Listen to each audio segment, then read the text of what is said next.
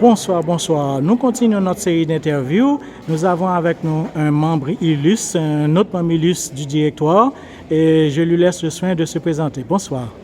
Bonsoir et les amis, moi c'est Rudolf Mathurin, un ancien du centre évidemment. Ça fait déjà 35 ans dans l'enseignement.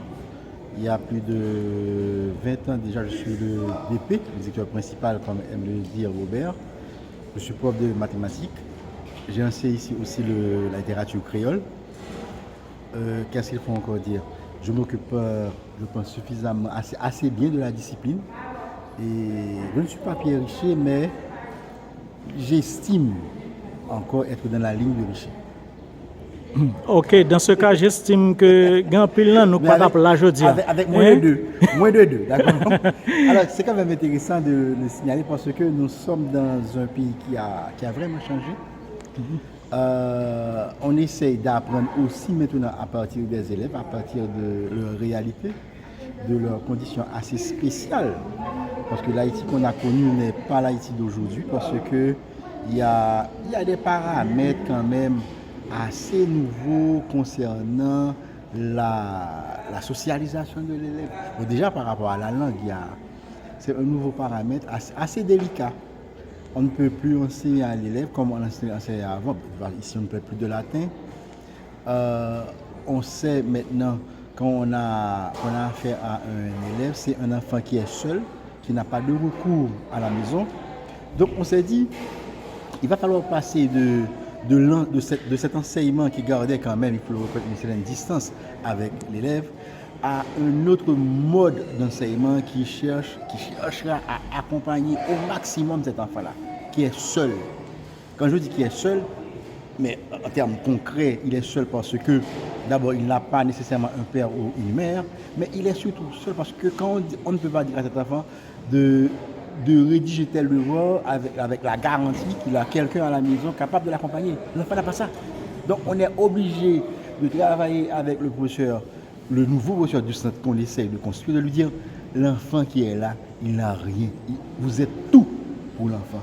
Il faut tout, il faut l'accompagner. Donc quand vous dites, alors, ça c'est l'aspect technique, mais il y a un autre aspect assez intéressant et c'est douloureux, l'environnement de l'enfant.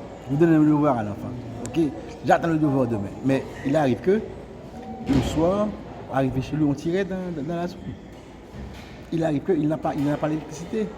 Vous dites à l'enfant, telle recherche, etc. pour demain ou dans 3 jours. Mais l'enfant n'a pas l'électricité. L'enfant n'a pas les moyens d'acheter des minutes pour l'Internet, pour la connexion Internet. Donc c'est tout ça, la nouvelle réalité qui fait quoi? Qu'il y a un centre qui a 70 ans. C'est beau, ça a donné ce que ça a donné. Mais il y a un centre aussi qu'il faille créer en harmonie avec les nouvelles données. Donc, moi, j'y suis. Je resterai peut-être pour, je ne sais pas, pour combien de temps. Donc, j'essaie encore d'apporter cette brèche nouvelle pour essayer de construire autrement le centre, mais toujours avec les mêmes repères. C'est-à-dire l'excellence, ce souci quand même, l'excellence et en même temps, l'autre souci, la dimension philosophique de l'école, transmettre à l'enfant quelques repères qui renvoient à son humanité, le sens de l'honnêteté, le sérieux, l'engagement dans tout ce que vous faites. Et comme je le répète assez souvent, il n'existe pas de problème. Il n'existe pas de problème. Nous avons affaire à des questions qui méritent des solutions. C'est très bien dit, très philosophiquement prononcé. Et M. Rudolf, d'après vous, quelles seraient les 3 plus grandes choses à améliorer ou à ajouter au SOES? La première,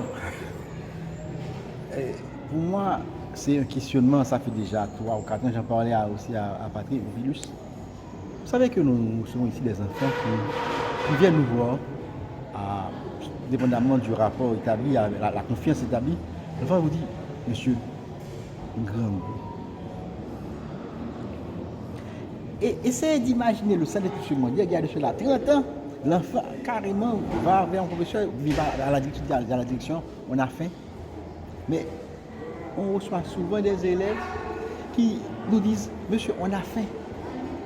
Je ne peux pas suivre le cours.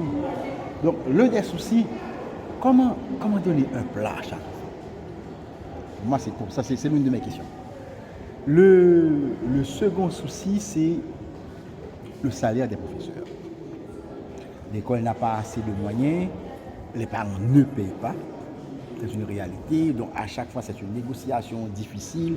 Ok, on est obligé d'avoir une considération particulière par rapport à tel enfant, on doit quand même donner la fiche, etc., etc. Tel enfant est assez valable, travaille très bien, mais les parents n'arrivent pas à payer, ça fait 5 ou 6 mois. Waouh! Donc il y a un déficit dans la caisse de l'école en permanence. Maintenant, on voudrait bien améliorer la réalité des professeurs, leur salaire, quoi, mais on ne peut pas. Le deuxième souci, c'est le salaire. Le troisième souci, pour moi, c'est comment effectivement intégrer la technologie dans l'enseignement de l'école. Et là, on a affaire à deux éléments majeurs. Le premier, c'est encore l'environnement de l'enfant qui n'a pas l'encadrement, mais en même temps qui n'a pas les moyens pour s'acheter un ordinateur ou une tablette, etc. L'autre élément majeur dans l'histoire, c'est très très intéressant, c'est très très important, c'est nos professeurs ne sont pas nécessairement en mesure d'enseigner avec l'outil, avec la technologie. Donc il y a une nécessité de former nos professeurs quant à l'enseignement prenant la technologie comme référence. Ça c'est pour moi c'est une affaire énorme, fondamentale. C'est-à-dire, là on a une salle d'informatique, on a quelque chose, mais c'est pas encore ça. Mais malgré tout, c'est très peu utilisé. Alors que nous parlons de technologie, mais finalement la faiblesse elle est où? Elle est au niveau du professeur. Nos professeurs sont encore en situation très très traditionnelle, en mode d'enseignement très très traditionnel. Donc il faut envisager, c'est le troisième point, c'est comment accompagner une équipe de professeurs par rapport à la technologie, en même temps donner l'outil aux professeurs et la formation. C'est trois éléments importants. La cantine, il faut un plat chaud à la fin. La deuxième chose, j'avais dit pas encore, c'était les honoraires des professeurs. Les honoraires des professeurs. Et le troisième élément, le plus important, c'est la formation des maîtres via la technologie, etc. Et le matériel aussi à fournir et aux professeurs et à l'enfant. Je vous remercie beaucoup, M. Rodolphe, au nom de tous les anciens et spécialement au nom de la promotion 1984. Merci à vous. Nous sommes centristes. À bientôt.